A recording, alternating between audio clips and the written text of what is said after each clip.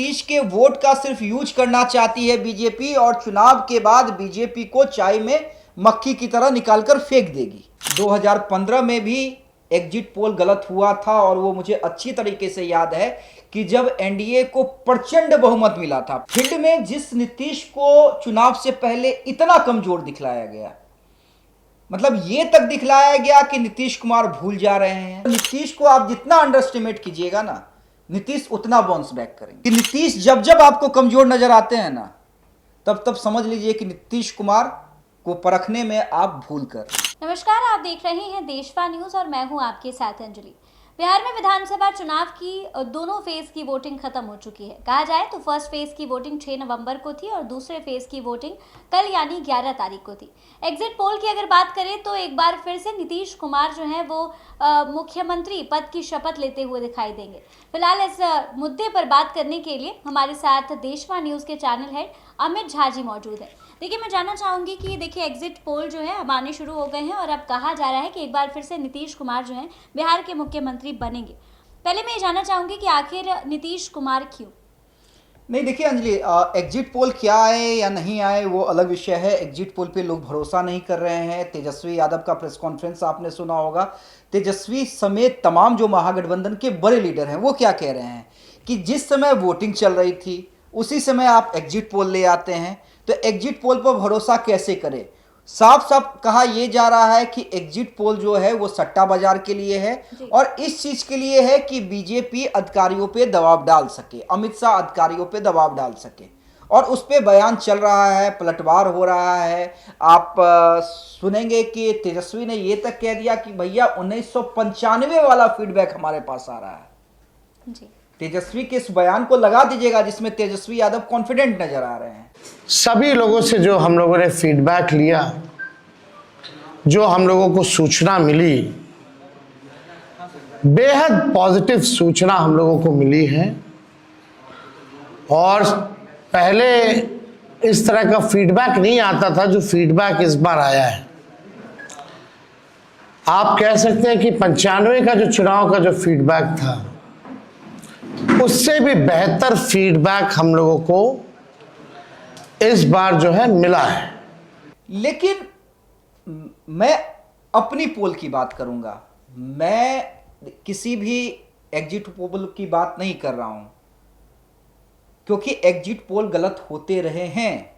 2015 में भी exit poll गलत हुआ था और वो मुझे अच्छी तरीके से याद है कि जब एनडीए को प्रचंड बहुमत मिला था, प्रचंड बहुमत एग्जिट पोल में दिखलाया गया था।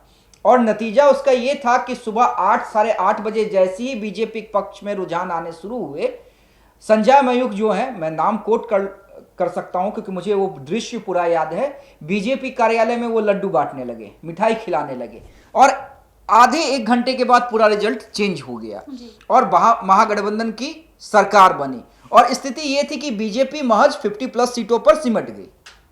उस समय बीजेपी, एलजेपी, आरएलएम तमाम पार्टियां एक साथ थीं और लालू नीतीश का गठबंधन एक साथ था। लेकिन मैं अपने अनुभव से कह रहा हूं अंजलि कि नीतीश तो हैं, फील्ड में हैं। फील्ड में जिस नीतीश को चुनाव से पहले इतना कमजोर दिखलाया गया, मतलब यह तक दिखलाया गया कि नीतीश कुमार भूल जा रहे हैं, नीतीश कुमार सरकार नहीं चला पा रहे हैं, बिहार में भ्रष्टाचार है, कुछ अधिकारी उन्हें घेरे हुए हैं, तमाम परसेप्शन बने नीतीश कुमार को लेकर। यह तक कहा गया कि नीतीश के वोट का सिर्फ यूज करना चाहती है बीजेपी और चुनाव के बाद बीजेपी को चाय में मक्खी की तरह निकालकर फेंक देगी। तेजस्वी यादव से जब भी नीतीश कुमार के बारे में आप पूछिए, तेजस्वी यादव हमेशा कहते थे कि भाई उन पे क्या बात करना, वो तो अचेत अवस्था में चले गए हैं। प्रशांत किशोर कहते थे कि नीतीश कुमार के पर मेडिकल बुलेटिन जारी होना चाहिए जी। यहां तक कि चिराग पासवान की पार्टी चुनाव से पहले क्या कह रही थी कि अब युवाओं का दौर है। तो विपक्ष तो लपेट रहा था, सहयोगी भी कम नहीं थे। उस नीतीश कुमार ने क्या किया? उस नीतीश कुमार ने यह किया कि चुनाव से, और मैं देखिए ये कोई मैं चुनाव के वक्त नहीं कह रहा हूं, मैं चुनाव से पहले भी मेरे जितने डिबेट आप निकाल लीजिए, मैं हमेशा ये कहता था कि नीतीश को आप जितना अंडर एस्टिमेट कीजिएगा ना, नीतीश उतना बाउंस बैक करेंगे। और ये उनका इतिहास रहा है। नीतीश को जो नहीं जानते हैं वो नीतीश के बारे में थोड़ा बहुत कयास लगा सकते हैं। देखिए, प्रशांत किशोर का ही एक बयान इंटरव्यू में उन्होंने दिया था और उस बयान को मैं कोट करना चाहूंगा कि नीतीश जब जब आपको कमजोर नजर आते हैं ना, तब तब समझ लीजिए कि नीतीश कुमार को परखने में आप भूल कर रहे हैं। और यही मैं कहता था कि नीतीश नीतीश हैं। और देखिए हुआ क्या, नीतीश ने अपने आप को कमजोर दिखलाया, नीतीश ने सिंपैथी बटोरी, जो भी भाई नीतीश को चाहते हैं। और चुनाव से ठीक पहले एक एक करके 3 बड़े मास्टर स्ट्रोक, घोषणाएं तो कई हुई। हम लोग मजाक में कहते थे कि सुबह उठ के सबसे पहले नीतीश का सोशल मीडिया हैंडल देख लेना चाहिए कि 8 बजे आज क्या कुछ पोस्ट करके बड़ी घोषणा करने वाले हैं कि हमारी सरकार आएगी तो हम ये करने जा रहे हैं। लेकिन उसमें 3 जो नीतीश कुमार के मास्टर स्ट्रोक रहे, एक तो सबसे पहले 125 यूनिट बिजली फ्री करना, सस्ती कर देना। उसके बाद वृद्धा पेंशन बढ़ाना, 1100 रुपये कर देना। और तीसरा सबसे महत्वपूर्ण, महिलाओं के खाते में 10-10 हजार रुपये की राशि भेजना। नीतीश कुमार का करंट दिखा है इस चुनाव में। नीतीश कुमार जबरदस्त बाउंस बैक करते नजर आ रहे हैं। जो प्रशांत किशोर ये कह रहे थे ना कि 25 से कम सीटें आएंगी, वो प्रशांत किशोर से मैं पूछना चाहूंगा, वो उनका ऑफिशियल बयान ये कोट है कि अगर 25 से ज्यादा सीटें जेडीयू को आ गई तो मैं राजनीति से संन्यास ले लूंगा। अब एग्जिट पोल तो दिखला ही रहे हैं। और मेरा भी अनुभव देखिए, मेरा भी अंजलि 18 साल पत्रकारिता के में हो गया है और मैंने कई चुनाव कवर किए हैं। लेकिन नीतीश का करंट तो दिखा है। देखिए, नीतीश का करंट नहीं दिखता। आप समझिए, लोग कह सकते हैं कि अभी तो एग्जिट पोल ही आ रहा है, अभी तो आप अनुमान लगा रहे हैं, एक बार फाइनल रिजल्ट आने दीजिए।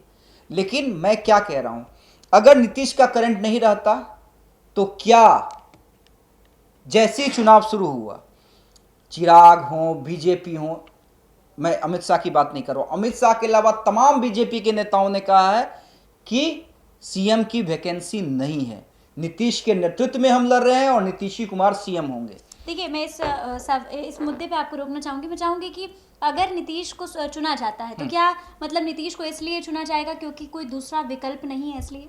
नहीं, विकल्प तो हैं। देखिए, विकल्प तो बिहार में देने की कोशिश हुई, तेजस्वी यादव का चेहरा सामने था, सीधा एक प्रशांत किशोर भी ऑप्शन के रूप में आए। लेकिन तेजस्वी यादव की अगर बात आती है तो जंगल राज की भी बात आ जाती है। नहीं, देखिए, यहाँ पे मैं उस बहुत जंगल राज का फैक्टर काम नहीं किया है। देखिए, जंगल राज का फैक्टर काम करता आया है, लेकिन मैं कहूंगा कि जंगल राज का फैक्टर काम कर गया ये नहीं है।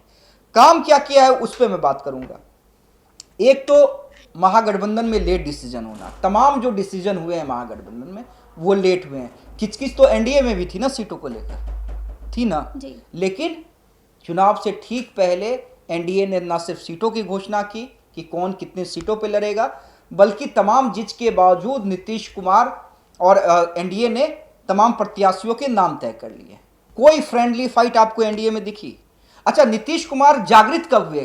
कब लगा उनके समर्थकों को कि भाई नीतीश कुमार जो अब तक सोए हुए थे वो अचानक से जाग गए हैं? याद कीजिए उस रात को, जिस रात ये खबर चलने लगी कि नीतीश कुमार नाराज हो गए हैं, एलजेपी को उनकी जो जेडीयू की मनमाफिक सीट थी वो एलजेपी को दिए जाने से नीतीश कुमार नाराज हो गए हैं। जैसी ही ये खबर आती है संजय झा के आवास पे बीजेपी के तमाम बड़े बड़े धुरंधर नेता पहुंच जाते हैं कि अब क्या होगा। कई लोग कई तरह की खबरें चलाने लगे। कई लोगों ने तो ये तक चला दिया कि बस अब जो 2 घर है, एक सीएम आवास और एक राबड़ी आवास, दोनों की दूरी मिटने वाली है। हालांकि उस दिन भी मैंने कहा था और मेरा फेसबुक पोस्ट है कि ऐसा कुछ नहीं होने वाला है, आराम से घर पे सोइए। तमाम जो खबरें चल रही हैं वो बकवास खबरें चल रही हैं। लेकिन उससे क्या हुआ? उससे ये हुआ कि नीतीश जाग गए, उनके समर्थकों में एक बड़ा मैसेज गया और यहीं से टर्न हुआ है। उनके जो समर्थक थे, जो नीतीश के चाहने वाले थे, उन्हें लगा कि एक तो हमारे नेता को कमजोर किया जा रहा है और जब हमारे नेता जाग गए हैं तब हम कैसे सोए रहे। यहीं से मामला टर्न किया है नीतीश के पक्ष में। और महिलाओं को 10-10 हजार वाला, तो ग्राउंड पे नीतीश के वोटर दिखे हैं, इससे इनकार नहीं किया जा सकता है। दूसरी बात है, अगर तेजस्वी यादव नीतीश को इतने है कमजोर समझ रहे थे तो चुनाव से पहले आरजेडी और महागठबंधन समर्थकों के द्वारा यह नारा क्यों दिया गया कि जहां तीर नहीं है वहां लालटेन ही तीर है? क्योंकि आरजेडी वालों और महागठबंधन वालों को भी लग रहा था कि भाई नीतीश कुमार का वोट डैमेज नहीं हुआ है, हमें हमारा वोट मिल रहा है। लेकिन नीतीश कुमार को जो उनका वोट है वो बढ़ चढ़ कर मिल रहा है। तो यही मैं कह रहा हूं कि जंगल राज वाली कोई बात नहीं है, यहां पे मामला नहीं हुआ है। नीतीश को जिंदा रखने के लिए इतनी एग्रेसिव वोटिंग हुई है। नीतीश ने जो मास्टर प्लान चला है, मास्टर कार्ड खेला है, 3 खासकर 125 यूनिट बिजली फ्री, वृद्धा पेंशन और महिलाओं को 10-10 हजार मतलब आप आते हैं। सीधा ये बात कह सकते हैं कि मतलब उन्होंने महिलाओं को टारगेट किया है।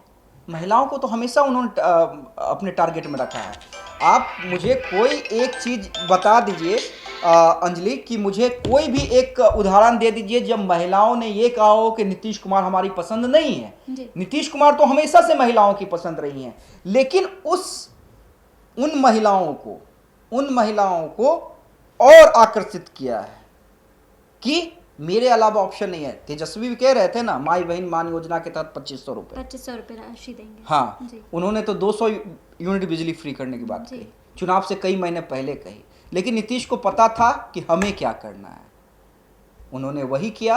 और आज ये तय मानिए, मैं फिर कह रहा हूं कि 14 तारीख के रिजल्ट में मेरा अब भी मानना है कि नीतीश कुमार बड़ी वापसी कर रहे हैं। कई लोग अभी उन्हें कोई 50 दे रहा है, कोई 60 दे रहा है, कोई 62 दे रहा है, कोई 55 दे रहा है। सब ये तो दे रहे हैं ना कि नीतीश कुमार पहले से बड़ी वापसी कर रहे हैं। जी। मैं उन्हें 65 प्लस दे रहा हूं कि 101 सीट में 60 से 70 के बीच में जेडीयू आने जा रही है। जी, ये आपका एग्जिट पोल है। ये मेरा एग्जिट पोल है, और उस दिन मैं और आप बैठेंगे और उस दिन बात करेंगे। जी। लेकिन ये तय है कि नीतीश अटल सत्य हैं। नीतीश कुमार ने दिखला दिया कि आखिर उन्हें बिहार का चाणक्य क्यों कहा जाता है। तो देखिए, अभी रिजल्ट आना बाकी है। 14 नवंबर को रिजल्ट जो है वो निकल जाएगा कि, और ये तस्वीरें सामने आ रही हैं। कहा जा रहा है कि नीतीश कुमार ही जो है वो मुख्यमंत्री के चेहरे होने वाला है। फिलहाल इस बात पर आपको बता दें कि काफ़ी महत्वपूर्ण जानकारी सर ने हमारे साथ साझा की है। इस खबर में बस इतना ही। ऐसी तमाम खबरों के लिए हमारे साथ बने रहिए देशवा न्यूज़ पर।